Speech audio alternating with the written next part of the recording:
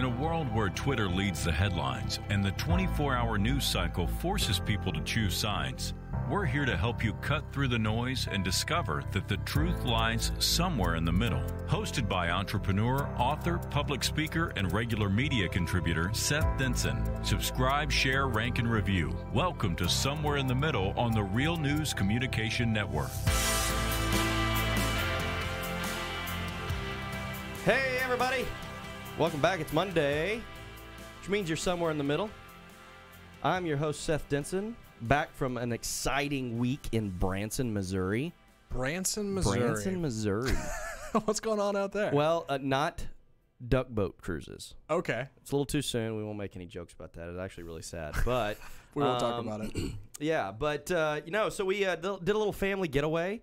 My daughters are 2 and 4. And so finding stuff for 2 and 4-year-olds to do it can be quite interesting. Challenging. And we've got some very dear friends of ours. My wife's originally from Minnesota. And so her best friend in the world still lives there with her family. Oh. And this is one of those families that I get along with a husband, and we've become friends. And so it's this great thing. And they've got daughters, and they cater to our kids, and we have a lot of fun. Anyway, yeah. Todd and Katie had a great time with them and their families. So we were just trying to find someplace somewhat centralized where we could all come together and have a fun week away. As you do, sure. And Branson got added to the list of possible places to go. Okay. I thought, again, shame on me, that Branson was kind of, you got to be in a certain, we'll call it age demographic to really enjoy Branson. All right, an age demographic that I will soon be in the next 20 or 30 years. Right. But no, there's stuff for kids. There's stuff for, middle-aged. Am I middle-aged? I guess I'm middle-aged now. Folks, there's great food and entertainment. And so interestingly enough, my grandfather was a huge bluegrass fan. And so I had kind of this nostalgic moment in Branson because there's so much bluegrass music. Yeah, okay. And it was great. But it's kind of Las Vegas meets Nashville. If you can kind of imagine those two together, is Branson, because you kind of got this country western style feel, very patriotic, and but then you got billboards everywhere about different shows and music venues and restaurants and stuff like that. So it kind of does have this feel. But anyway, had a great time back from that vacation last week, and so excited to be here talking with you guys today. And back in the groove, trying to get back in the groove. Got back on Saturday, just in time for the Sunday morning talk shows, which is always fun. And this week on the Sunday morning talk shows, there was a lot about the upcoming midterm elections. Yeah, I think we're only... I know Andrew can check my math on this. Something like 85 days away or something? We're starting to get close. So yeah. I gauge everything off of NASCAR at Texas Motor Speedway. And I know that NASCAR at Texas Motor Speedway, I think we're like 72 days away. So as soon as that happens, we are 2 weeks from midterms. Or something like that, or maybe 30 days. I need to probably get that math right. Yeah. But it's coming down the pike. But interestingly enough, the topic on the Sunday morning talk shows, or at least a couple of them that I got to catch up on before church, were talking about how voter turnout, and obviously talking about how Republicans tend to do well when there's low turnout, and obviously Democrats do better when there's high turnout, and that they were interviewing specifically somebody with the Beto O'Rourke campaign here in Texas. Yeah. Obviously, O'Rourke is running against Ted Cruz. We've talked about this on our show here a number of times. And that, they were talking about how he tends to appeal to, we'll call it, some more centrist Republicans that aren't far right, maybe as far right as Ted Cruz is. He tends to appeal his message of, hey, I want to listen to everybody and then make determinations on things. Although if you go to his website, his website probably isn't that far off of what you would see on Nancy Pelosi's side or some of the other more liberal folks that are out there in Congress and the Senate. And so the question was, is he running to the right, or does he need to stay true to his possibly more liberal roots? And the commentary was that Democrats in Texas don't need to necessarily become partially conservative Democrats. They just need more Democrats to show up. Right. And so what I thought would be an interesting topic for today is just that, the voting system in the United States. So a recent statistic or stat, and Andrew, you can help me with this, it was that about roughly 44% of Americans actually show up and vote. For the midterms, yeah. Right. And then it may be a little bit more for a presidential election, up to 50%. But effectively, half of the eligible population actually votes in our country. And so what has happened? What has happened over the last century where more people say, you know what, it's really just not worth it, than those that maybe would say, I need to get out and exercise my right to vote. So I wanted to talk about that today. And I'm excited about our guest because really, Anna, you're not a guest. I mean, you're part of the show every week. Right. If you like our logo above us, Anna designed that logo. But Anna hails from Europe. Yes, indeed. From Portugal originally, spent some time in England. Correct. And is now here in the great USA. Yeah, great state of Texas. That's right. And so what I thought would be, she'd be a great add to the show today because you voted in, obviously growing up in Portugal, you voted there. Yep. During your time in Great Britain, you got to vote in some elections there. I voted in local elections, yes. Right.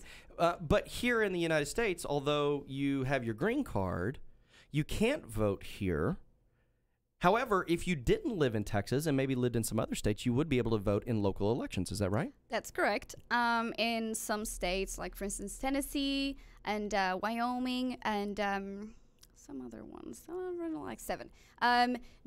So there's a clear distinction between citizens, non-citizens, residents, and non-residents. There's a lot of categories that some states will allow, for instance, someone who's not a non-resident to vote, and that means you don't actually have to reside in the U.S. for how many days a year, which is fascinating. But Texas does not allow any non-citizens. Even if you go online, and I did this these little project, I was like, I think I can vote because the lawyer's letter, when you receive your green card, you receive documentation because you shouldn't vote on state elections if you are not a citizen. So you have to be really cautious with the law, and actually if you Google, there will be plenty of articles about this lady who voted. She was a green card holder, but because of all the different names, non-citizen, citizen, non-resident, and then you throw the alien. So there's so many names that get people really confused. Sure. So yeah, I cannot vote, but in some states you can make decisions on the local and state level, and board schools too. You can vote for. You can vote for school board stuff. Yeah, exactly that. Really? Correct. Yes. Yes. That not is in so Texas. fascinating to me. I'm sorry. Yeah, I just like the what do you categories of citizen, non-citizen, resident, non-resident. I don't know anything about any of that because I'm lucky that I happen to be born in a country where I don't have to learn that. I just get carte blanche to whatever of that I want. And on top of that, what you can and can't vote in based on that category is also fascinating. Like what is deemed acceptable for you to be a part of voting wise, even though you live here and you work here. Right, and my taxes are given to. I did want to. I did find out that there was a bill that was kind of, how do you say, submitted to the Capitol.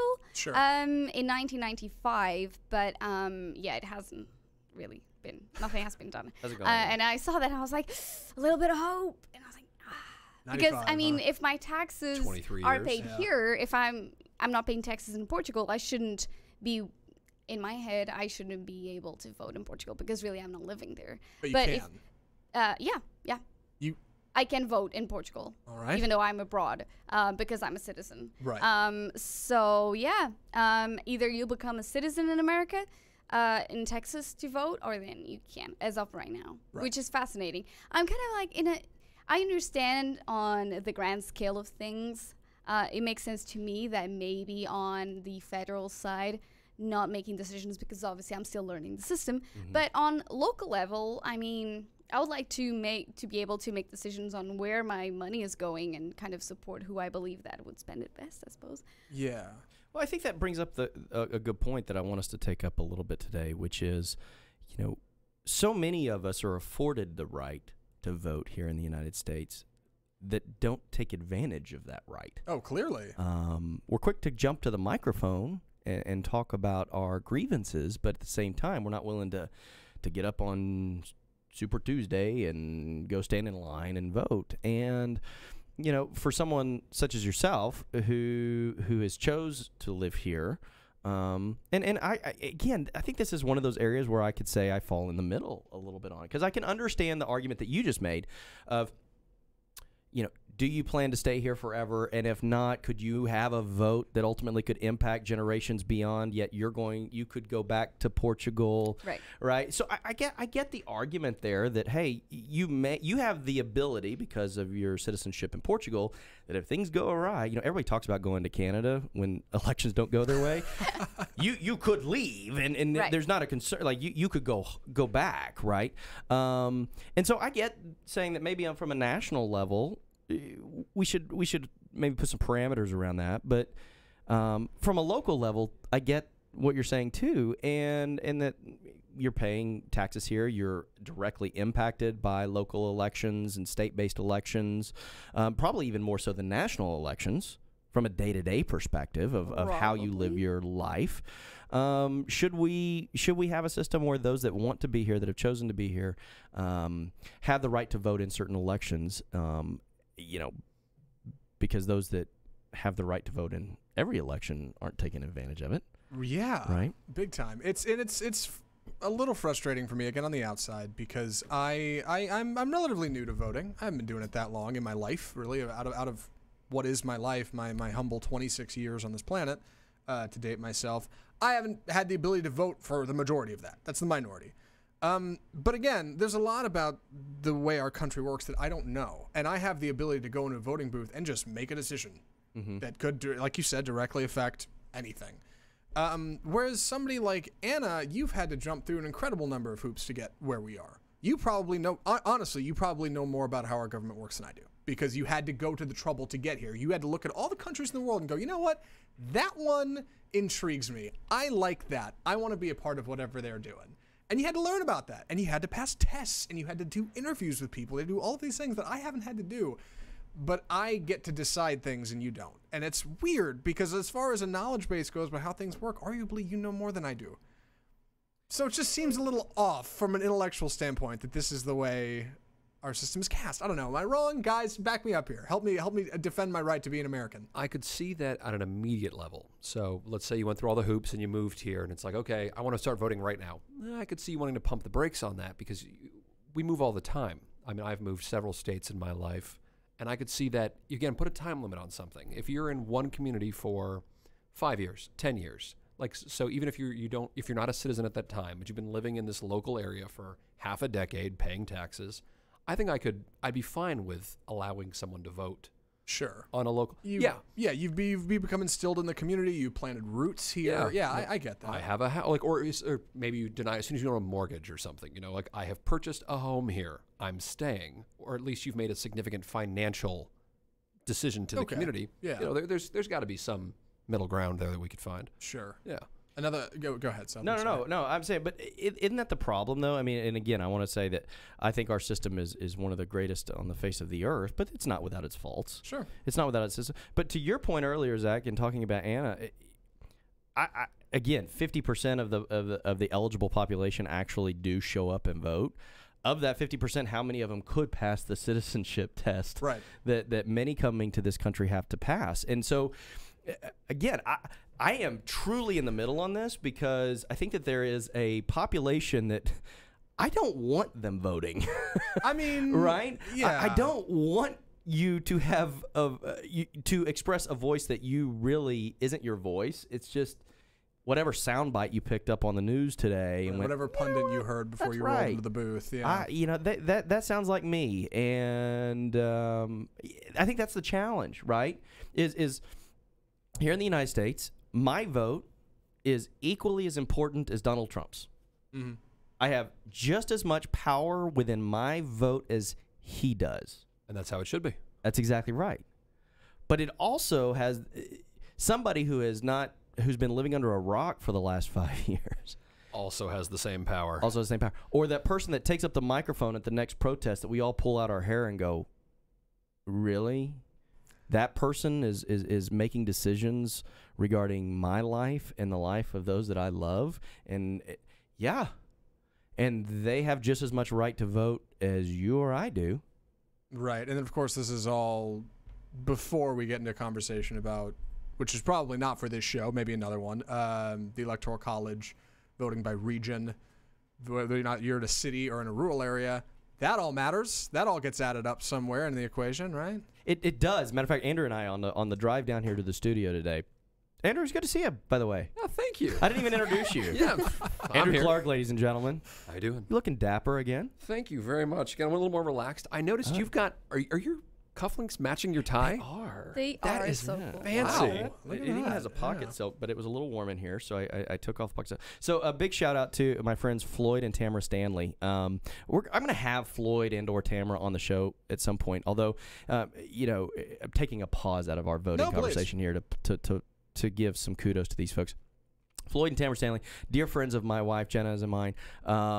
We've known them for a number of years. These are people who have dedicated their life to the betterment of others. They uprooted their family and moved to Uganda a few years ago to help start a school there in rural Uganda.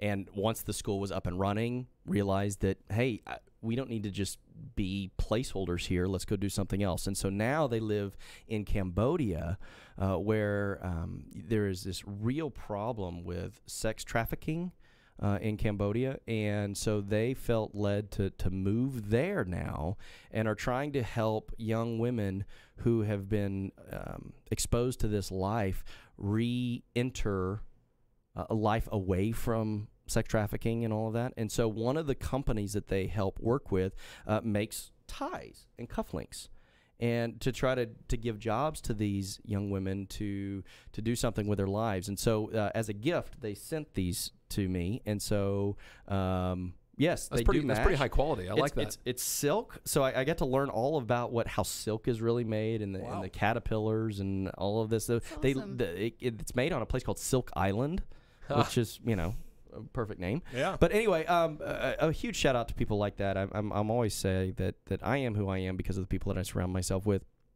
And most of those people are good people. Right. So, Sorry. Most. Zach and I, sorry. But Floyd and Tamara Stanley are definitely some of those folks, and so big kudos to them. And we'll figure out how people could maybe help support what they're doing. They're with Agape Ministries out of Cambodia, and we'll post something later on with kind of website. If you'd like to buy a tie or cufflink not proudly made in the USA, call Seth Denson. He's got you. That's right. He'll Hey, handle listen, that. you know what? Half the stuff that we buy isn't made, so at least let's put it to a come good on. place. Yeah, that's a doing good cause. for the world, it's a gift. right? Good for you. It sounds like a good plug. Anyway, back to voting. And so Andrew and I were talking about this on the way down about the Electoral College, and obviously this last election really had the world in an uproar over the Electoral College system because Hillary Clinton won the popular vote, and Donald Trump's president, right? Mm-hmm. So there was this outcry again, as we saw after the 2000 election, right, where Al Gore won the popular vote, but George W. Bush became president. Go on. And so this uproar becomes: is the Electoral College system outdated? Should it go away? Should it be a popular vote? I'd like to specify that she won the popular vote of those who voted.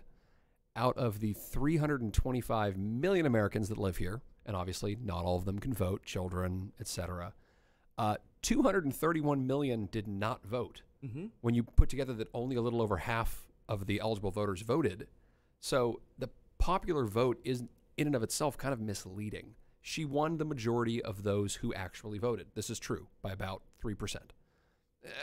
Yeah, but was it 3% or 3 million? I think I bet that number. I'm not the million. numbers Might have been 3 man million, here. which is a lot. I That is a don't lot of know. votes, but not compared to 220 something who didn't. Like, But shame on them. yeah, absolutely, Are absolutely. we saying they should have a voice because they didn't show up? Nah. No, I'm with you there. But I also, again, this past election aside, or even the 2000 election aside, I think there's a place for the Electoral College. Oh yeah. I think that it holds a purpose in our system, because if you think about this, if we did not have the Electoral College system, we always talk about, does my vote really matter? Well, if you were in Idaho, probably not, if we didn't have the Electoral College system, right? Yeah. Because what would happen would candidates would centralize their focus on L.A., New York, Dallas, Houston, these areas where there is a high propensity of populace who are ultimately making the majority rule. What are your thoughts on this, Mr. Clark? Shout out Boise State, go Broncos. I agree. You have to have the Electoral College. It has faults, but I mentioned you've two wolves and a sheep, and they were going to vote on what's for dinner. You want it to be one vote per region. You can't have it be popular vote. The Electoral College protects us. We live in a republic, not a democracy. And people forget that all the time, because we say the greatest democracy in the land, we're a democracy. Yes, on some things, but we are a republic because that was the system to put in the checks and balances against the popular vote. Again, Brown v. Board Education, 1967, the popular vote did not want desegregation. There are times that you really do have to ignore the popular vote and spread that out. Mm-hmm. You have to give the minority a right. There are far more people in L.A. and San Francisco than there are farmers out in East California, but those farmers have to have an equal vote to the major city. All right, here, dude. You mind if I, for a moment, fix my microphone and play devil's advocate here? Why do the people who live the furthest away, who have the least access, arguably, to knowledge of current events, who have the least access to things like the internet, to television, to textbooks, to film, to music, to art, who have the least access to these things that make a culture cultural, right? Oh, I know. I can see you rubbing your hands together over there. Yeah, just cue it up. Why do they get any more of a say than somebody who has access to all of those things? But they don't. It's equal. You're talking state or you're talking local? I'm talking the idea of one person, one vote, right? On that idea, I would say that you'd have to go into a whole range of what counts as art or knowledge. I mean, sure, I have better access to CNN and Fox News than, say, someone with no internet out in the Ozarks. But that might not necessarily make me more educated at any level. Fair. Or culturally more diverse. Yeah, right? Exactly. Because this is my culture. Mm-hmm. Right. You made a comment, and I'll let you finish that thought, but you made a comment when we were talking about this earlier today about the Amish. Yeah. So we were in the Ozarks, and obviously there's a very high propensity of Amish folks that live in the Ozarks. Good people. They have a very culturally different perspective on how life should be probably than most. And you made the comment, I don't want to... No. Oh, we were talking, and I said, give it a few generations, and let's just say the Amish grew to a massive population count. They don't have cable television. Yeah. But if there came a point where the Amish were suddenly the majority group in this country, and then they voted, you know what, no more electricity for everybody. If you went by straight popular vote, technically they're right. There's more of them than us. But we don't want that, even though we're the minority. You have to have this give and take that the Amish group then gets one vote and the non-Amish group gets one vote. It's the only way we can balance and protect ourselves from harming the other. And the Electoral College, again, to play devil's advocate to your devil's advocate, please, the Electoral College still isn't proportionately. Mm-hmm. California has a lot more Electoral College votes than Idaho. Absolutely. As does Texas than Iowa, right? And so some of these more rural areas have fewer Electoral College votes. Therefore, it could make the argument that their collective sums don't make up what the collective sum of a Texas or a California would. But then the checks and balances on that is that each state has 2 senators, regardless of population. That's why the House is by population and the Senate is by statehood. By statehood, exactly, because that keeps it balanced. But alternatively, as opposed to the idea of people being in the big cities, right, campaigning, you have people kind of, at least to me, being a big city kid out in the middle of nowhere, campaigning. Mm-hmm. And I have to watch you on a television screen rather than you being like Beto O'Rourke and knocking on my door. And that feels, I mean, that's the opposite end of that coin, right? Mm-hmm. How is that any better than people being in a city and campaigning? How is that I don't know. Advantageous. I don't know if better is the right word so much as it's fair. It is fair because otherwise you would see all the politicians only in LA, Miami, Chicago, just getting all the votes from the popular. They would pay no attention to the agricultural. It would be very easy in California, for example, to say, we need to raise revenue. Every tractor is going to be an extra $1,000 because that doesn't affect me living in Orange County. And the majority of people would vote for that, except for the minority of the farmers who are now hit with this huge burden. It's not fair to them because they don't have as large a vote as people in the city. So again, that's why these checks and balances exist. I didn't explain that very well, but no, because I sense what you're saying here, because the challenge that you have is that we need farmers. Mm-hmm.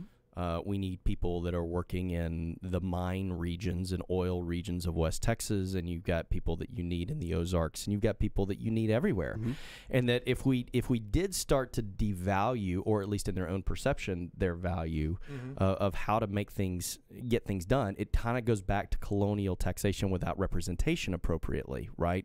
Where we have these colonists that were here in the U.S. saying, wait a minute, we're citizens of Great Britain, yet we're not really getting our voice heard because we're not living in London. We're not living where those are. Kodiak, Alaska has to get the same votes as Irvine, California. Sure. It just does. My counter to that, the idea of agriculture getting votes, it's like the average American trucker to me. Again, big city kid here. What about robotics? What about what robots are doing to agriculture? Because there's more robots than there are farmers 10 years ago. And 10 years from now, it's going to be even more of a problem. I shouldn't say more robots than there are farmers.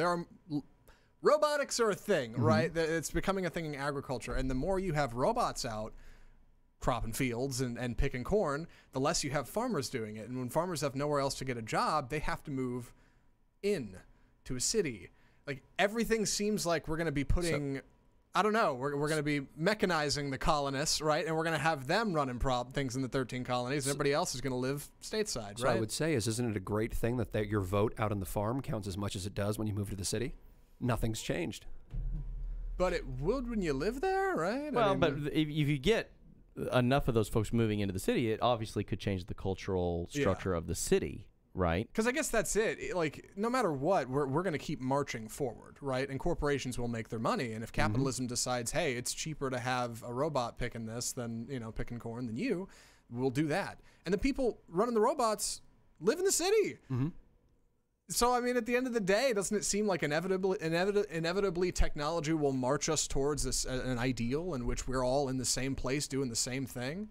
In a purely Paragon society, yeah. Right. This is almost dystopian. Yeah, I was going to say like a utopia there. Yeah. That's sure that we would all be on the same page and everyone would have the same opinions, but I think the U.S. is a long way from that. Yeah, there's a lot of, like I said, there's a lot I don't know because I live in a city. No, but it took me a second to get where I'm like, where is he going from electoral votes I thought we were going to robot voting or something like that. That's kind of what I realized it seemed like I was bird walking into. But no, the idea that like welcome our robot overlords. Your way of life may not be your way of life forever, and sometimes you have nothing to do with that.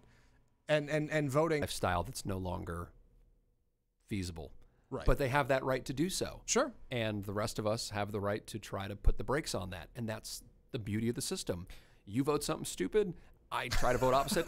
I vote something stupid, and you try to put the brakes on me. That's the balance. Right. That's the zig and zag of the American culture. We have to be free to crash the car. You can't safety everything up. I have the right. You can't put a net under every bridge. You have to allow that I might do something stupid and accidentally drive over it. Sure. Yeah. That's like we talked. Go ahead. That kind of happens when you suppress voting, for instance, for felons. And I know of other people. I know felons for sure, right? But who else can't vote? I can't remember at the top of my head. Offhand, isn't it felons are one of the only ones we do strip? Yeah, felons are the ones that lose their rights, and obviously children, people under the age of 18, right. and stuff like that. But I definitely thought senior citizens for a time. Not a thing. No, you cannot age you can out have of dementia. Voting, you can have dementia and come on down. Is chilling to me, but it's fine, I guess. Yeah. I know that, but that's the thing. You're suppressing voting on that age and on that group. And I personally think if you did have a bad decision in your life, you made a bad decision, but it doesn't mean that you should still have a say where your money is if you're if you are back in active life. Just because you've been institutionalized in a penal system, when you're out in 5 years, why don't you get a say? Like, you have to deal with the society just like everybody else. So, like, you should, I don't know. Because it's supposed to be a detriment, right? Well, that's it. So again, you got to think about when our founders set up the system the way it is. A big reason for the Revolutionary War, for America trying to gain its independence, was this opportunity for equal representation, for people who will listen to what I have to say, that I have a right to vote for them, and they will go and represent me. As a detriment, you never wanted to lose that voice. Right. So if you're setting up a government system, it's, hey, listen, if you commit a felony, a serious crime against your fellow citizenry, you're going to forfeit your right to a voice. And so it was really set up to be a detriment versus a lifetime punishment is, hey, listen, I don't want to forfeit my right to this voice. Because, again, you're thinking about a different time. Now, I think that this is all part of an ongoing conversation of a citizenry in a country who technically is still very young. 241, not that old. Yeah, we're pretty young. And growing and becoming its adult self. And this is why our founding fathers did a great thing about how they structured possible amendments to the Constitution. Oh, yes, amendments. Right? Yeah. Is because there comes a time when the way that things are not the way that things need to be. Now, to do that, you have to jump through some hoops. Oh, sure. You have to get that popular vote up. You have to get ratification of amendments and things like that to work, right? Not to go down a civics class or something. But this is where that's really important. To your point, desegregation of schools, elimination of slavery, women's right to vote. Right? All of these things were amendments because we said, hey, the way things are today are not the way that they should necessarily be going forward. And so, to your point, Zach, when fast forward 50 years and we have all robots in the fields, maybe that will become the time where we have an amendment to the way that the Electoral College is structured. Obviously, that's why the census is there, is to make sure that Electoral College is appropriately allocated towards the population of those certain areas and regions. But this is the way that the system was set up. It's to make sure that it's constantly evolving and moving and having the opportunity to change. And while that might feel slow, how often do we take the census? Every... I thought it was 5? Yeah, 5 or 10 years? 10, yeah. That feels slow, but at a constitutional level, it's actually a pretty good number. Right. Yeah. That's part of, what government is. It's intended to be a little slow. It gives time for things to simmer, gives time for people to figure things out, right? The legislation moves on. I get that. I can understand that. I want to say it was Coolidge who said the only thing that saves us from the government is the bureaucracy. It's a good line. Well, listen, another great topic, talking about our system. I think that it is a conversation that needs to continue to be had. This is one of those things that it's not all that polarizing, but, listen, you have elections like the ones we just had last year or in 2016, and you do start to get into more of this conversation about how our current election system works. To your point, Andrew, that you made, yeah, Hillary Clinton won the popular vote, but she didn't win the majority of citizens that voted for her. Correct. Because the majority of citizens didn't actually vote. Mm-hmm. But to them, shame on you. Exactly. Right? You've got Anna, who's here and chose to live here. She can't vote, but people who were given that right just because they were born here don't exercise it. And there are reasons to not do so. I think legally you have to be given reasonable time off to go vote. But let's say you work in a hospital. Can you really walk out for 4 hours and go take a vote? You could mail it. Yes, you could. Oh, yeah. Well, that ends my argument right there, doesn't it? There we go. I was going to say, I was going to bring up the holiday thing, but nope, shut me down. It does seem a little old hat, though, to have to mail something in. Snail mail, as we call it now.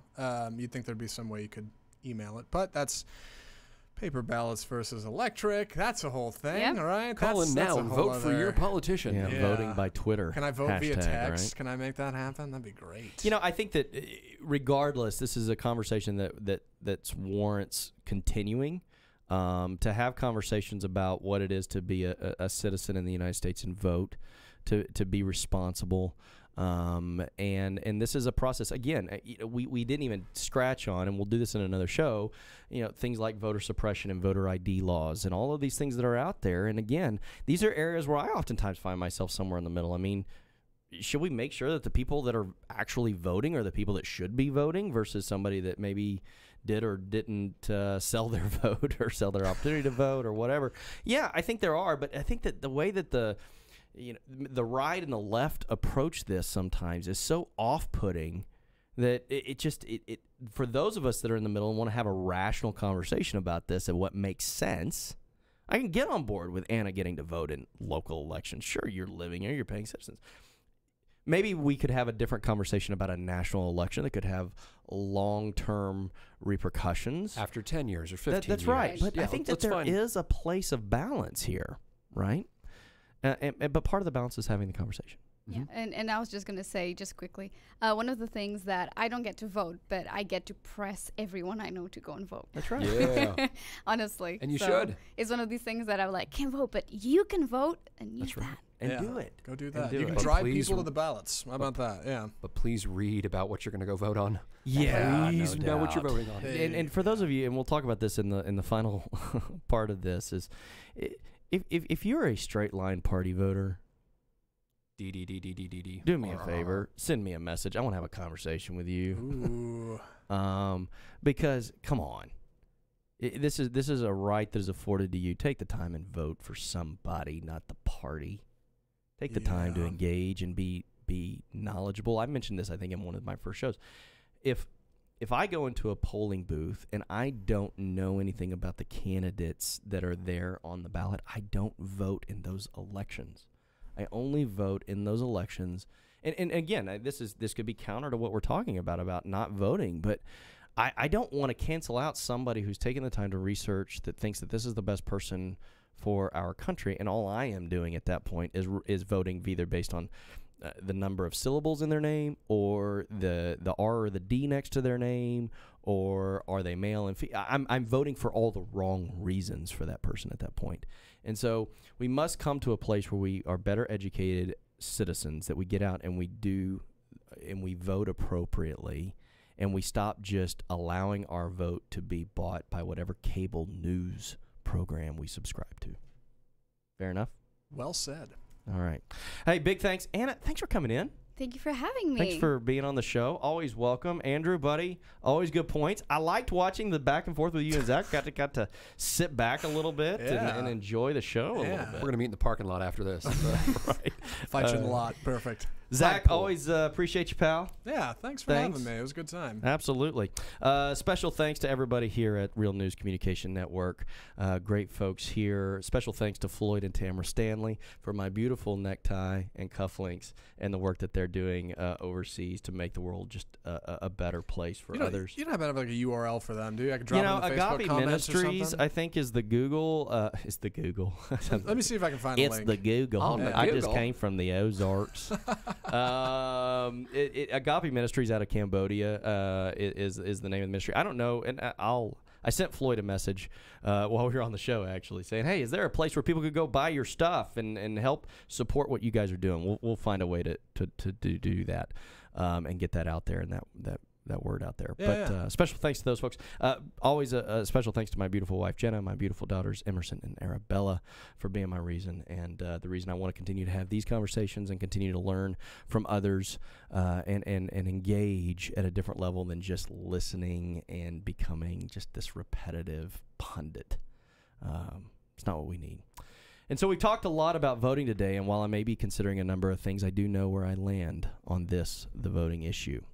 The voice of our republic is representative of us, its citizens. Here in the U.S., we have the rare and noble honor of being able to vote without fear of reprisal, denial, or consequence. Yes, voting in the U.S. is an honor, but not an obligation. No one will arrive in a van, drag me to a polling station, nor will I be bullied or berated once I get there. This is an amazing thing, and while it hasn't always been this way for certain segments of our citizens within the country, despite what the news pundits or talking heads on social media tell you, the system is not rigged, and the final outcome of our elections is surely not decided in advance. Our system works. Our voices can be heard through our votes, and change can happen for better or for worse. Our right to vote is truly a precious thing. We don't have to look far outside of our borders to find that in many other countries, elections are but shams, false appearances, to be made to the world, while those in power remain in power, either by altering the votes or even in some cases not counting them at all. Abdel Fattah al-Sisi of Egypt won 97% of the vote in his most recent election, after having rounded up 16,000 members of the opposing political party and having them arrested prior to the election, many of whom remain incarcerated to this day. The current president of Equatorial Guinea won 103% of the votes in his most recent election. Now, that's pretty impressive to amass more votes than there are voters. And while our system here in the U.S. is far from perfect, so many of us don't recognize what we have and how blessed we are to have it. All too often, we don't even exercise the right that so many throughout the world don't have or have had taken away. In the United States, we hold as punishment for felonies the loss of the ability to vote in perpetuity and forevermore. If you are convinced that this is a good thing, well, that's your opinion. But if you are convicted of the crime, in essence, you lose your voice.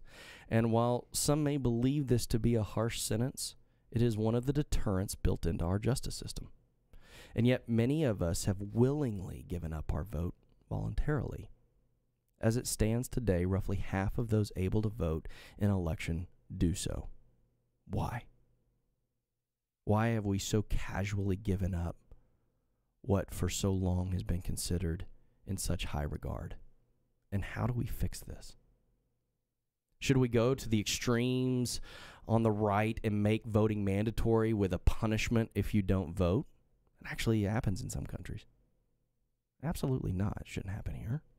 Or should we swing to the other side, the extreme left, and strike down our system of representative government and instead govern via popular vote only?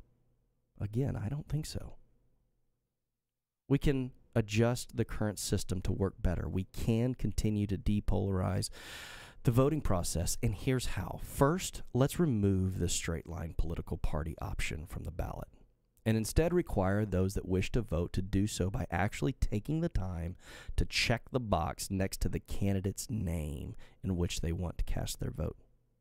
Let's consider a national holiday to ensure that every citizen has at least one day off dedicated to voting. Let's fix the absentee ballot system. We have incredible secure technology these days. If you're telling me we can fly a drone in the Middle East from a cargo container in Arizona, then there's got to be a way to more effectively process votes from those who can't make it to a polling place without them being compromised. At the very least, let's be sure that those that want to vote can, in a manner conducive to their situation. Regardless, the key to solving this problem is vote. Be a responsible citizen and voice your opinion. And if you're not willing to do that, then do us all a favor and keep your mouth shut when it comes to your complaints. If you're not willing to show up, then I don't want to hear your opinion. Finding myself somewhere in the middle, I'm Seth Denson.